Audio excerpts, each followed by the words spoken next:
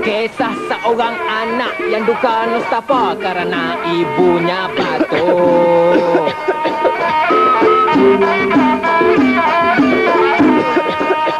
Kasihan sungguh dia pergi mendapatkan ubat. Persediaan herba tradisional dan madu ini kemudiannya disebarkan demi kebaikan sejagat.